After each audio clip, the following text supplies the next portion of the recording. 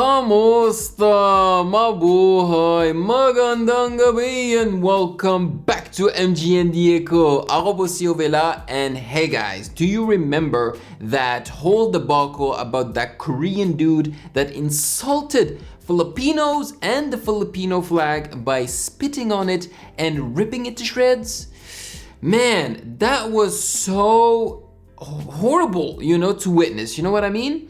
And I remember also reacting to a girl called Jessica Lee, who is someone that grew up in the Philippines, but she's actually Korean.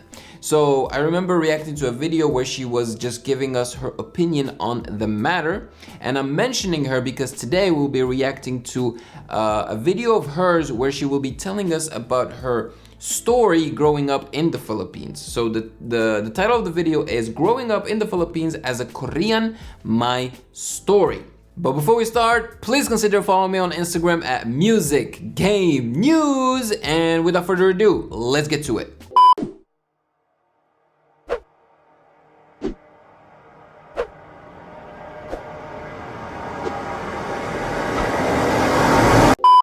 When was the happiest moment of your life? This is the question that I get asked for several times in my life. To answer this question, I must go back to the day Do you guys get asked that question often? I don't. when I first visited the Philippines, when I was a playful, wild, and adventurous 9-year-old kid who came to the Philippines to learn English. Whoa. It's Jessica here. In celebration Okay, is it just the lighting, or did her skin get whiter? Or is it because now maybe she's living in Korea where there isn't as much sun as in the Philippines, It's possible because, when you're exposed to sun all the time, you get to tan. of the National Foundation Day in Korea last October 3, the Korean Cultural Center took a part in the Philippine Star newspaper to raise awareness about both countries, Korea and the Philippines, friendship. Thankfully, I was able to take a part in this project by writing a few words about my experience of living and studying in the Philippines for Interesting. about 9 years. Yes, you guys heard it right. 9 years is a long time, man. I lived in Kenya for 5 years, and that was pretty long. But 9 years, yeah, that's a long period of time. I was on the newspaper, the Filipino newspaper. So thank you so much to you guys for making this happen for me, and also the Korean Congratulations. Center as well. Now I'd like to discuss more about why I really consider the Philippines as my second home. Oh, how cute is that? I mean, hey, I completely understand her because I'm from Algeria originally, okay? I lived there. If I put all the times I've been in Algeria, I'd say I've lived there for 12 years, okay? Almost 13.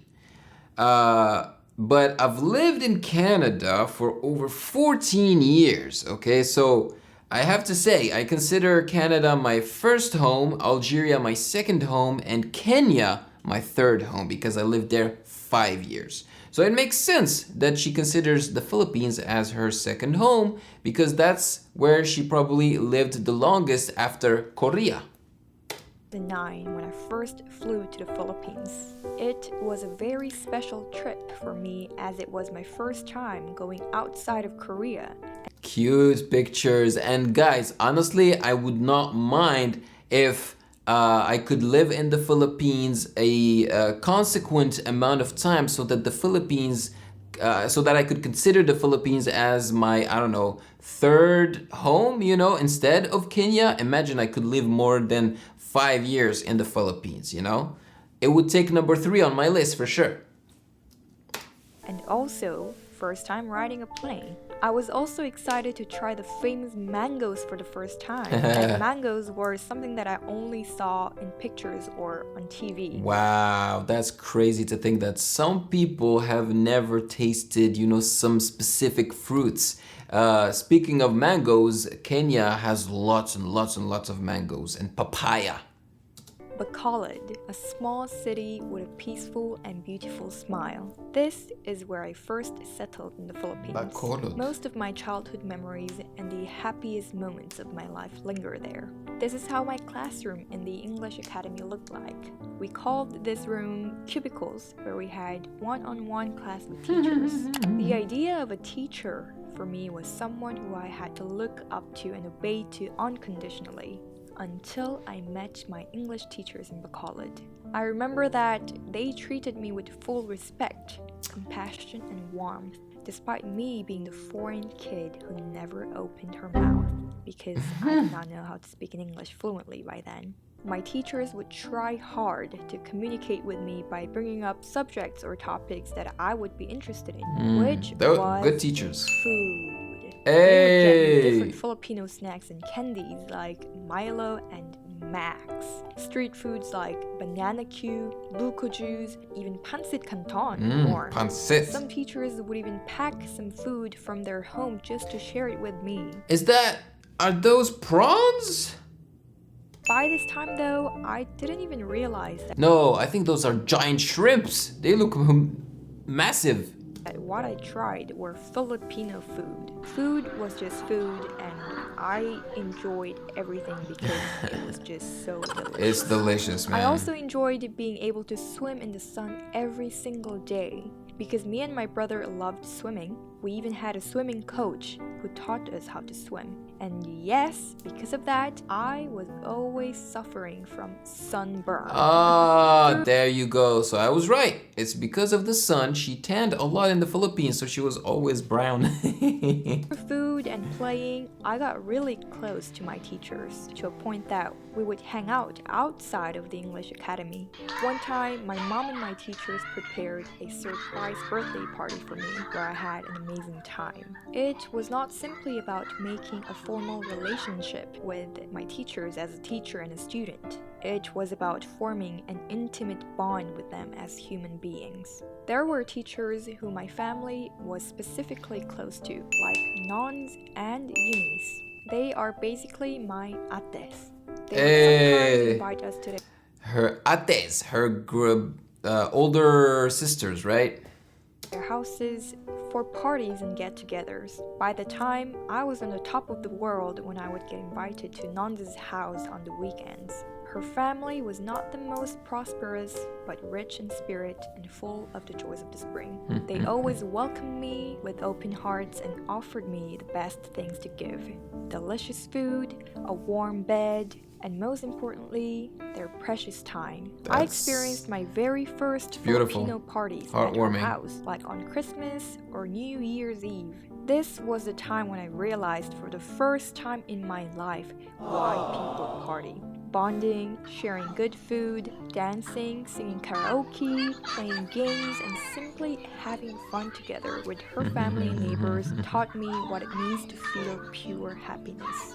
Interacting with my Filipino teachers there in the most genuine way, I just saw myself fitting in the environment in the most natural way. They, my teachers, are the ones who fed my spirits as a child. They are the ones who just never really failed to make me happy. As time passed by, my family decided to move to the Philippines permanently in the year of 2011.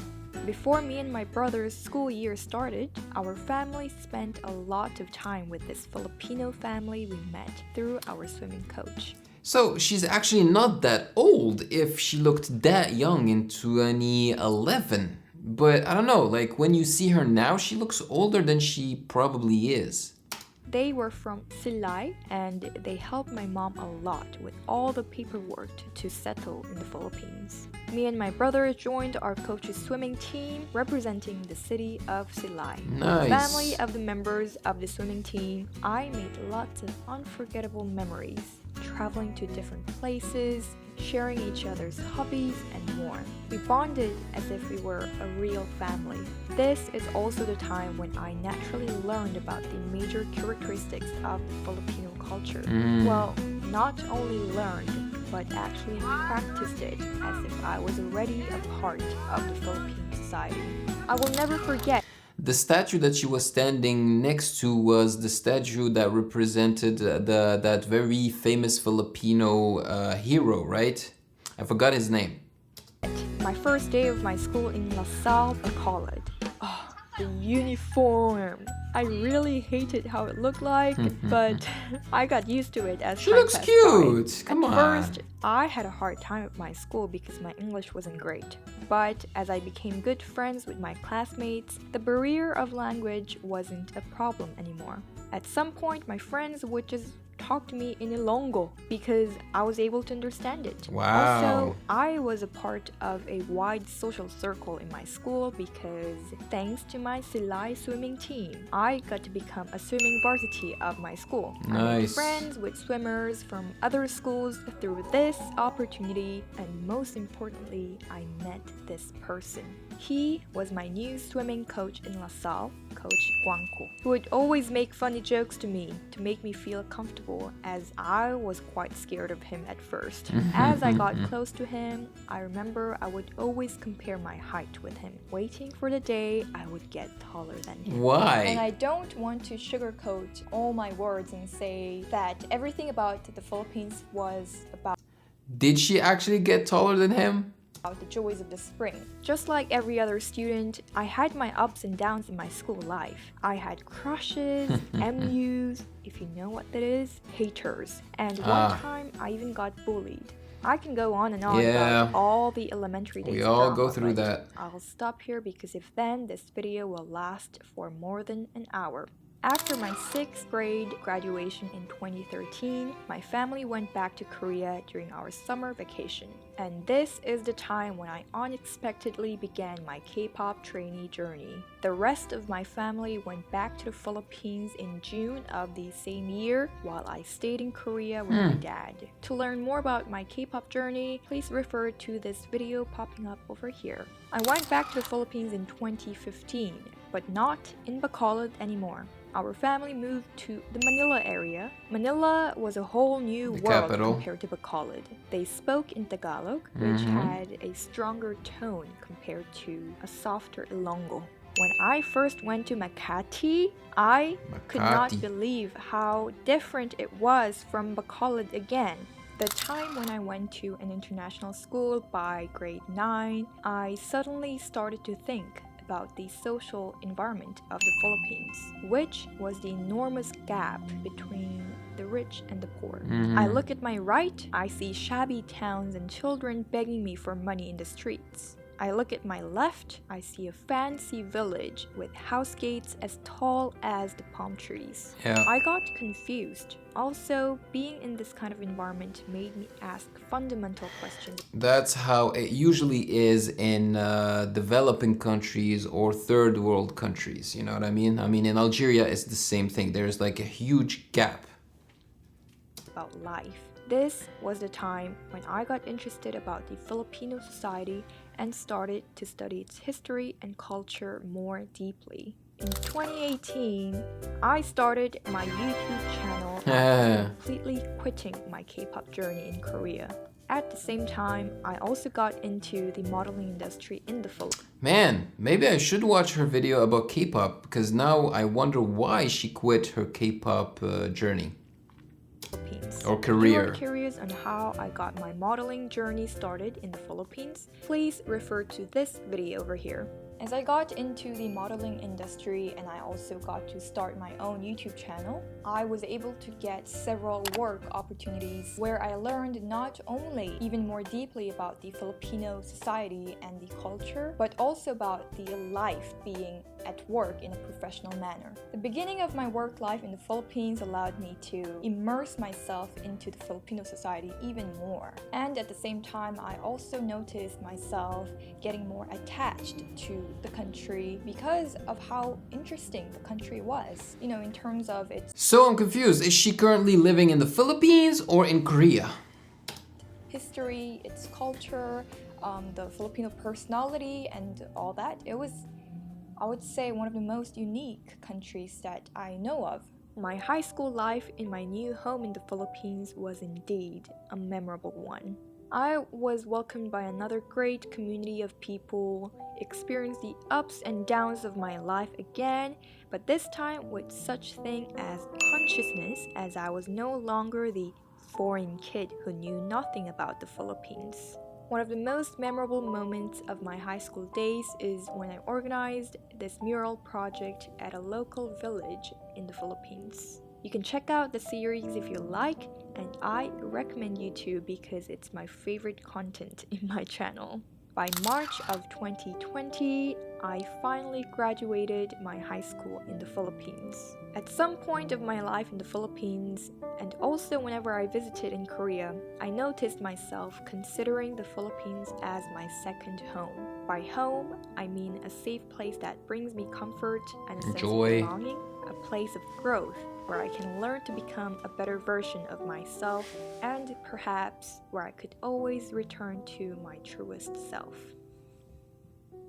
Whether I want the Philippines to be my second home or not, it will undeniably remain as my second home.